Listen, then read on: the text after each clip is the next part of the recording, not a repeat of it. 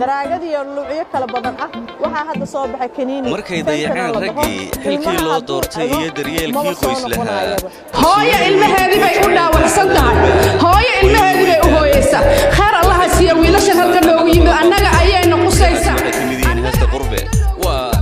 haajiridii dalalka galbeedka waalidiinta Soomaaliyeed waxa ka haysta caqabada ay kala kulmayaan dhalinyarada waayada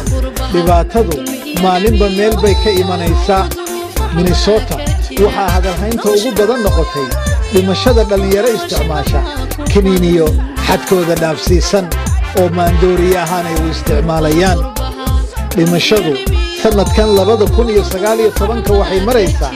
inta la og yahay 24 waxaa la baraarugay markii bishii tagtay ee September 4 Soomaali ah la aasay dhalinyaro wanaagsan iyo tiro hooyooyin ah ayaa isa soo abaabulay goobtana ku wada murugaysan marka laga hadlayo waxa socda iyo dhacdooyinka qaar ayay la ilmeynayaan markaad maalin walba arkaysid cunugaagi oo dhaafsan oo habeenkii aan imaanaynin hooyo seexata malaha marka qarsashada aan qarsanayno haddaan nahay hooyooyinka Soomaaliyeed waxa nooga caafimaad badan inaan ka hadalno oo ayagina kala haddaan maanta cunugaaga kala hadashid oo u sheegtid in waxaan ay tahay wax dhibaato ah oo caawimaad u baahan marka hore haddii ku jiyo xataa markii dambe markuu ogyahay asaga inuu caawimaad u baahan yahay laakiin markuu ogaado inaad adigana ogtahay inuu caawimaad u baahan yahay isaga way u fududaanaysaa inuu caawimaad raadsado waa hooyo Soomaaliyeed oo dhiiran waxay fartuun dheel u bareertay xalinta dhibaatada balwada ay wiilkeeda ku jiidatay waxay u hurtay maal iyo waqti si ay ugu dabiirto aakhirkiina waxay gaartay arrin tusaale mudan waxayna ii raacisay laakiin markaan aniga furtay qalbigeyga oo aan cunugeyga inuu xanuunsan yahay oo kale ula dhaqmay oo aan la fariiso iraahdo haye iska dayn kartaa hal maalin xataa oo isku dayay asaga inuu iska daayo laakiin uusan iska dayn karin inuu gudaayo aniga markii dambe ku caawiyay waa ku soo dhaweeyay waa ku caawiyay waa la raadiyay markii dambe asaga wuxuu yiri hooyo hadda lacagtaada kaliya kuma isticmaalayo bahashan aniga waa ogahay inaan iska dayn karin xirma ihi meel baan raadsanayaa maantana meeshii buu ku jiraa meeshaas baa hadda haysanaa Soomaali laba wiil hadda meel leh treatment ah kan marka wiilkan wuxuu ku caawiyaa ciyaalka medication ka yareynayo xanuunka ay ku qabanayso balwad la'aanteeda baa lagu siiyaa waa halis haddii dan iyo daruuf isbiirsatay ay qofka meel dhigaan balse qofkii daryeel rasmi ah hela ayaa ka bixi kara dhibaatada dhalinyarada maanta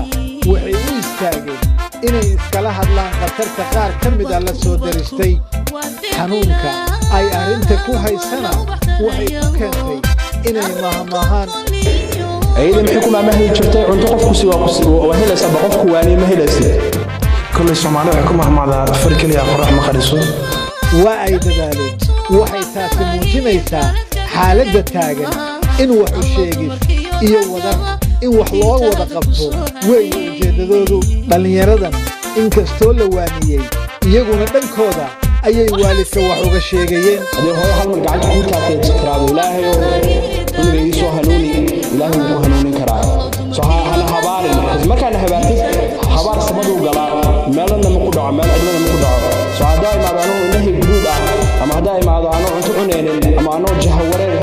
haayo hadaa habaartay habaarkaas meel ku dhacaya inta ay ilaahay soo hanuunin hada sawira wiilana warado sometimes maxay ku habaartay ma uu socota gaari ha ku dardaro